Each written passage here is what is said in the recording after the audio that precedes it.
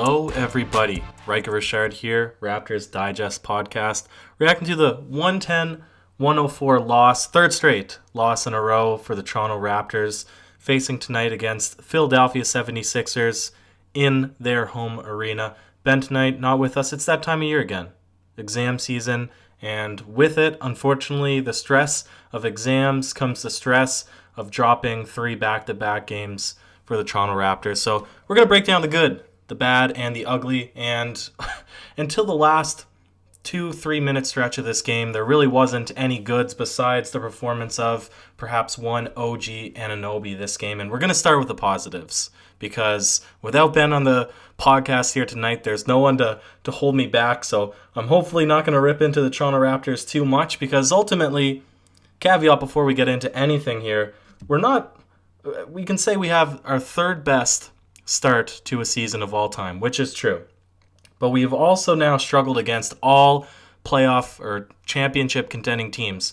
We've lost to the Clippers, the Celtics. Now in a row, we've lost to the Heat, the Rockets, and the 76ers.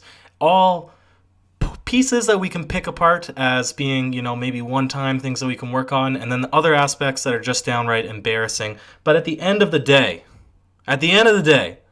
the Raptors just need to win against the sub 500 teams and the easy pickings teams. They just need to win the games that they need to win, and really they just need to try to contend in these games, because the bottom of the pack is not terribly impressive. Top 5 in the Eastern Conference, we got a lot of heavy hitters, but once we get Indiana, Brooklyn, the Orlando Magic sitting at the bottom of the Eastern Conference never impress anyone, really. And you'd have to drop below these teams. You'd have to allow a Detroit or a Charlotte to slip back in order for the Raptors to miss playoff contention. That's not going to happen.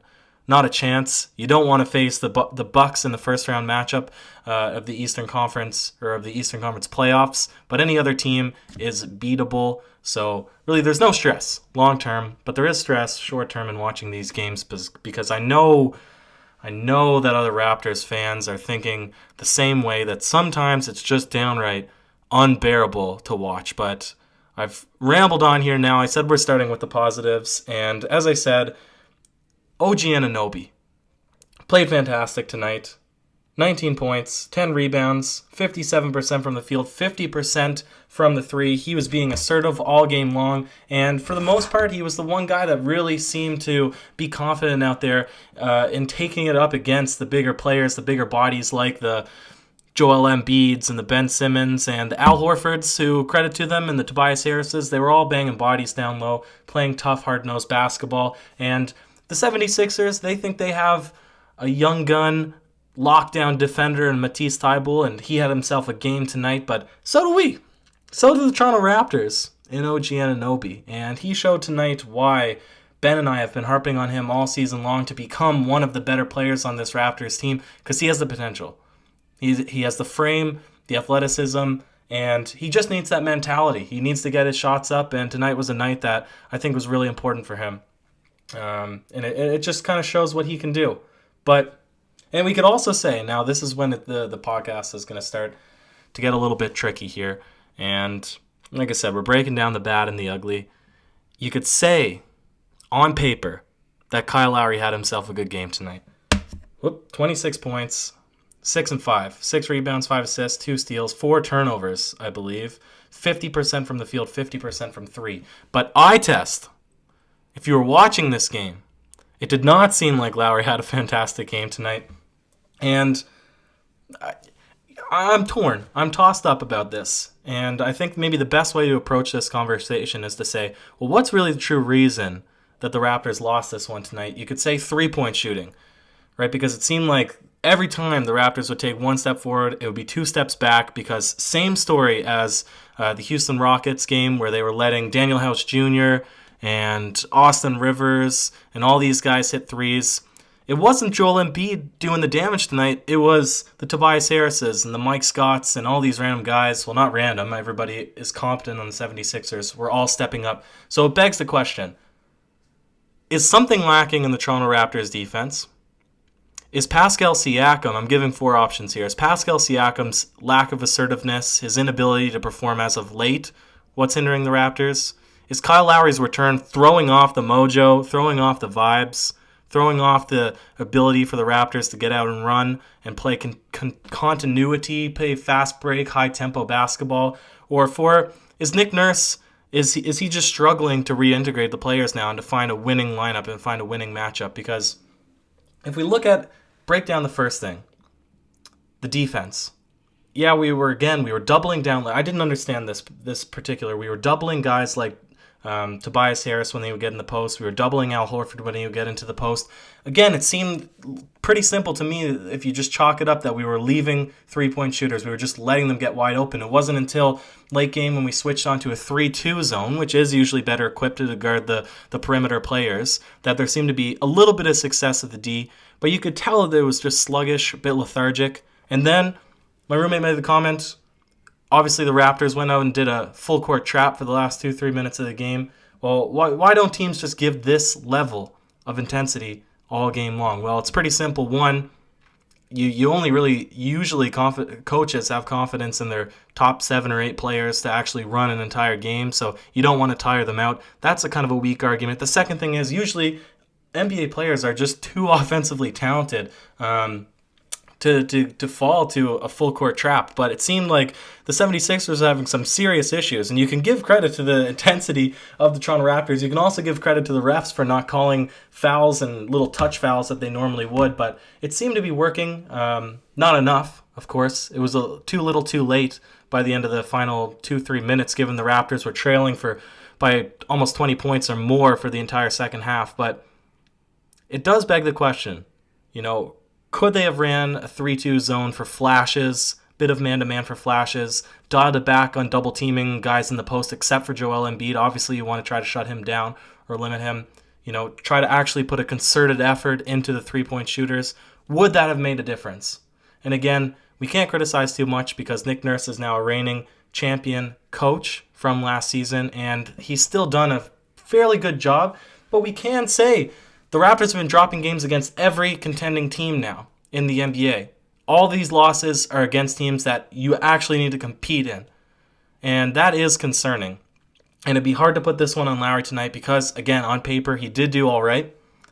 Pascal Siakam, you can definitely point a big hairy finger at to say his game needs to be more assertive.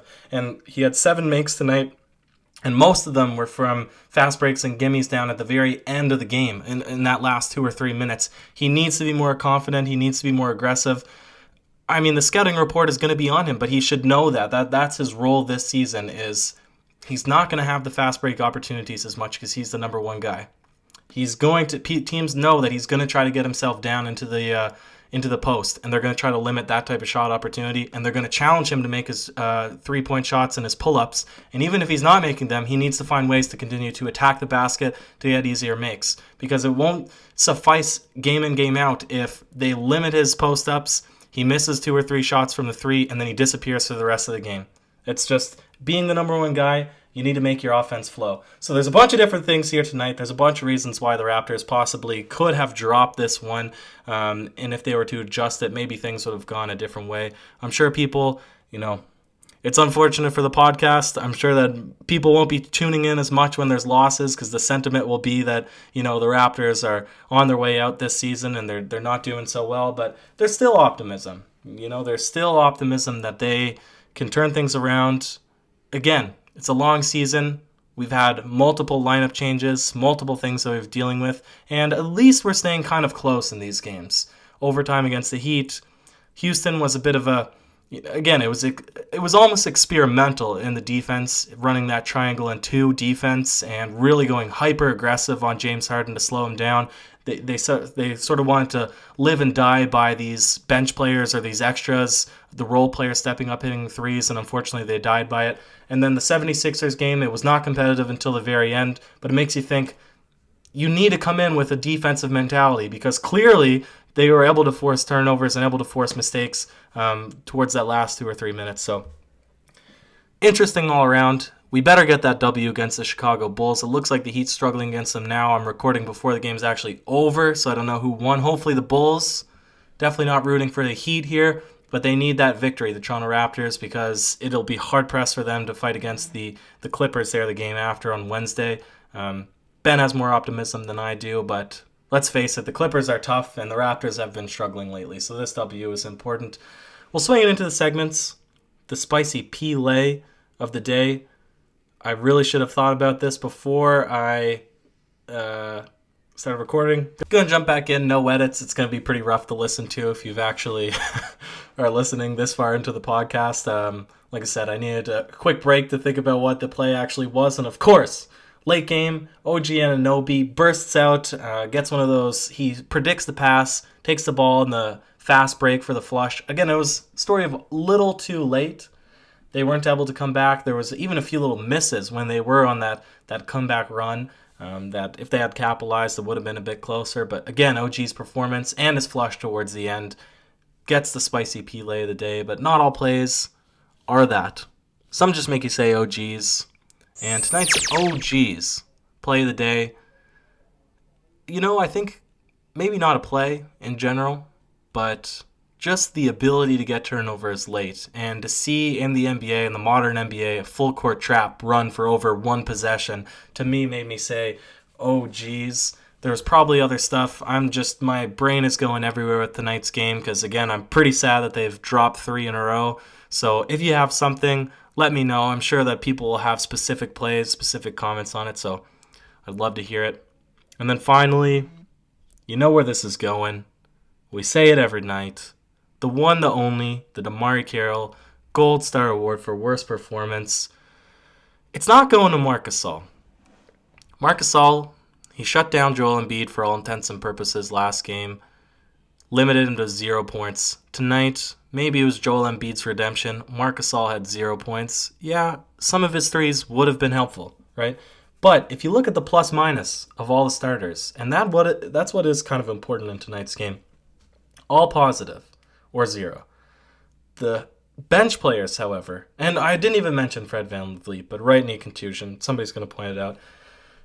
Hopefully Fred comes back soon. I didn't even get to hear really what the extent of the injury was. But regardless, if we look at the performance of the bench team tonight, they've had their points. I'm not going to rattle through them, but they were all minus, right? As the bench, you need to come out. You can't just weather the storm. You need to come out and actually hold up. You can't let the possessions drop. You can't let the team bulldoze you. You need to go out there and get points, and you need to defend. And unfortunately, the biggest minus 16 or minus 13, my favorite player, Rondé Hollis-Jefferson. It's tough because minutes are switching around so much now, but it was basically a 10-man rotation tonight, and it just didn't work. It didn't work for the bench guys. They didn't have it tonight. That's the gold star. It's the entire bench team, but anyways, bit of a weird game. Weird breakdown. No Ben.